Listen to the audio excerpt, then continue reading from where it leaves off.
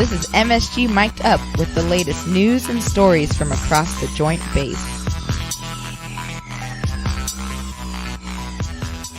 Welcome back, everyone, to MSG Mic'd Up. Today, back on the podcast, we have A1C Heather Vasquez, and she's going to discuss some dorms tips and tricks.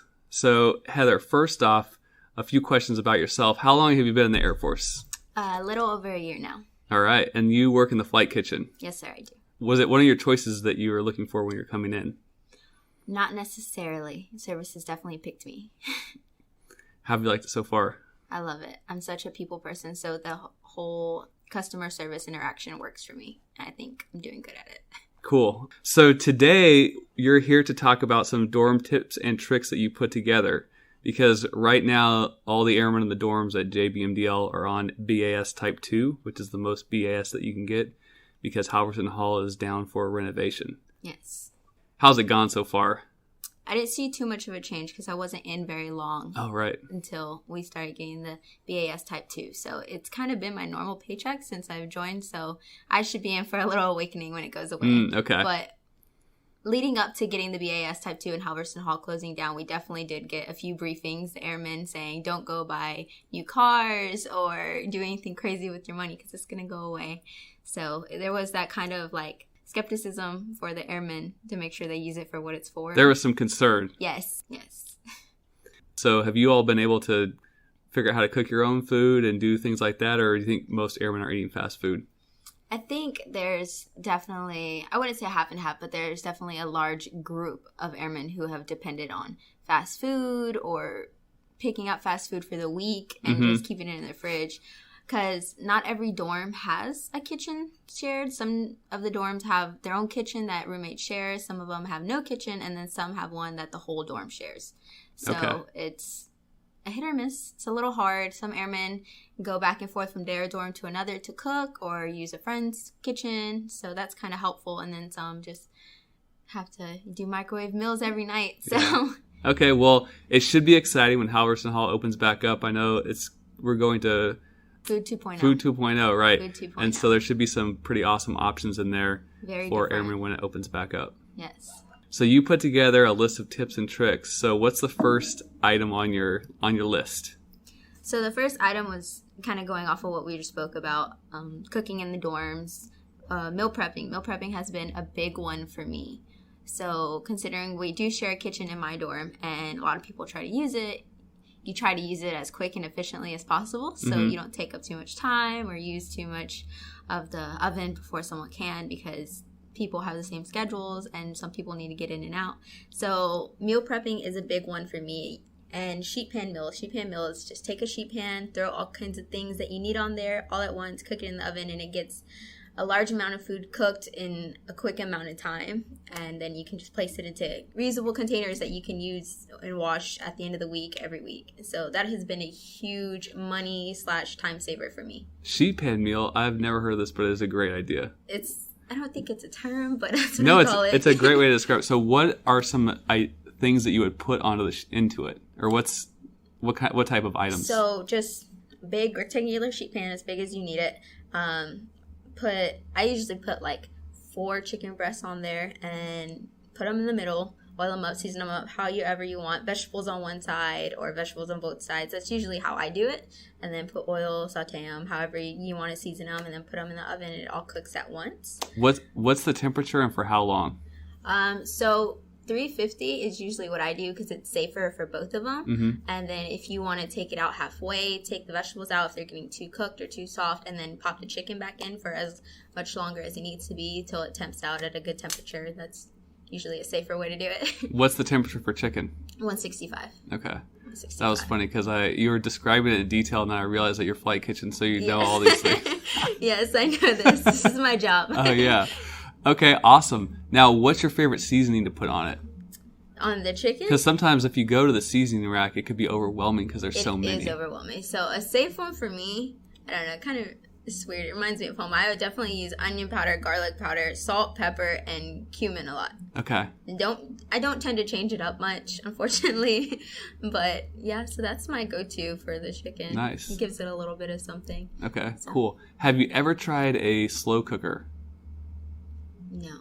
Okay. Not in my dorm. I don't think we're allowed to have them in our dorm, but not in the kitchen. We don't have one in the kitchen. Okay. But I'm sure it'd be a lot more efficient. I've seen people use them, and you can cook stuff in there for hours, and then it's all done, and you can cook it all together. When I first entered the military, I learned how to cook with the slow cooker, and the advantage, or one thing about it is that you get more of like a roast type of meat, and then you can cook it for 3 hours, 4 hours, so you're not worried about overcooking it by 10 minutes or something like that. And it's the same concept where you just put the meat in there and then a bunch of vegetables, and then I would just leave it overnight. Yeah, just throw it in. So good one. I like the idea. I like it, and it's a change up from what I consider for slow cooking. So yeah, good recommendation. The sheet pan meal. All right, let's recap the temperature. Cook at 350 altogether. Take out and kind of monitor it and take out like your vegetables or anything else you have besides the meat once it gets tender enough or cooked enough to your liking, and you can just pop in the pan of the meat, the chicken, the beef, whatever you're cooking, and let it cook for the rest of the time. Cool. All right. 50 to 165 degrees Fahrenheit for the chicken. All right. What do you have next? So kind of how I said, there's a large percentage of airmen who tend to get fast food, and some who tend to just kind of cook at home and kind of try to figure it out. So a better and cheaper option for fast food, the flight kitchen. The flight kitchen's open. It's cash only, but it's not very expensive. Not expensive at all. I work there, and we have better options. We can make you a double cheeseburger with bacon if you want. We can have curly fries. We have buffalo wings. We have French fries. We have chili cheese dogs. Like, it's a fast food level, but a lot cheaper and a lot more quicker. And it's on base. So if you're coming from lunch at work, it's your lunch break, you just come to the flight kitchen over on the flight line, and it's quick, and you can take it back in a to-go box to your workplace.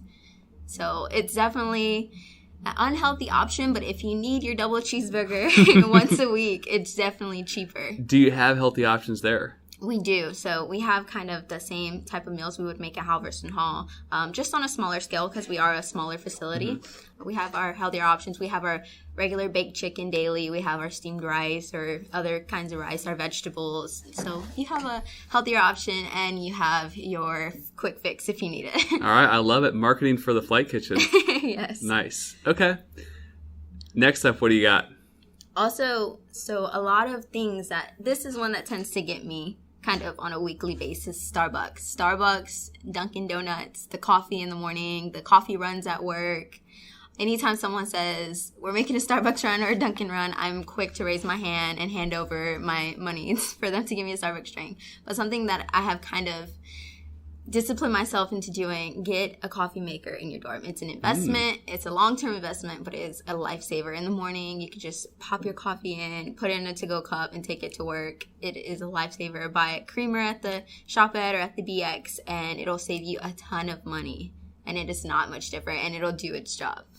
What type of coffee do you usually buy? Do you have a special preference in terms of the grounds or the beans? I have a Keurig. So I can buy the little pods and all different kinds of crazy flavors that they have at Walmart or Target or the BX. So I don't really have a preference. I tend to experiment a lot with them. So like I'll get a regular like breakfast blend, and then I'll get like a caramel honey latte just to try. Yeah. So it really depends on the day. Nice. All right. So get your own coffee maker. Get your own coffee maker. Long-term investment, but it's a lifesaver. Also, another thing with the to-go cups for the Starbucks and the Dunkin' Donuts, it kind of recycle on base, first of all. But if you do get a coffee maker in your dorm, definitely get reusable cups because you can just rinse them out and wash them and use them every morning. Another thing that has kind of, when I first got here, I went to the BX and stocked up on paper plates and paper cups and paper bowls and plastic forks and spoons and knives, and just every couple of weeks, I was restocking on them. Granted, they're not that expensive, but it's definitely a reoccurring purchase that will add up. So buy a small pack of forks and knives and spoons, and then a couple cups, a bowl, a plate, and just wash them. That's a great suggestion. It's another step, but it's definitely going to save money. It's simple, but it doesn't. Not everyone kind of sees it. Yeah. So it'll quickly become a reoccurring purchase, and if you add up monthly, you'll see the difference. And if you do have to buy the plastic or the paper disposable ones, try to buy in bulk. It's cheaper and you'll have more. It'll last longer. Another thing that becomes a reoccurring purchase that I've experienced too is water bottles. Buying cases of water bottles every 2 weeks from the BX. So expensive. And they kind of don't last because I'm very notorious for opening a water bottle, drinking it, going to sleep, and then getting a cold one in the morning, and then the other one's half full sitting there. So that's kind of a reoccurring purchase that I was just wasting a lot of the time, because then after 2 weeks of that water bottle sitting there, I just throw it away half full. Now, do you have a favorite type of water bottle? So you're talking about getting the water bottle with the cap on it that you refill when it runs out? Yes, I have a Hydro Flask. My Hydro Flask has been my lifesaver. It keeps your water cold. I've had it in my car overnight with ice and water in it, and then the next day I come into my car and shake it, and there's still ice in there. Oh, wow. So your ice water will stay cold. They have ones to keep your drinks hot if you need one for your coffee, and it has been a lifesaver, and they're really easy to wash. You can buy a little, baby bottle brush to wash them if you get one that's hard to wash, and they're just lifesavers.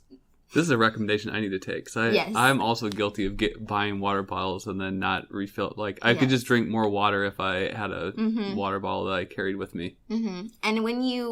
And if my water does end up getting hot in my Hydro Flask, just like the other water bottles, the plastic ones, if they're hot, I'll just throw them away and get a cold one. I just refill it with cold water. Yeah. Do you have a water filter in your fridge? Or do you do. Okay. That's another thing. I have one of the Brita pitchers, and so you just rechange the filter every month or two, and it keeps the water cold. You can just pour it and refill it, and it saves money. It saves single-use plastic on base, and so that kind of helps a lot. Nice.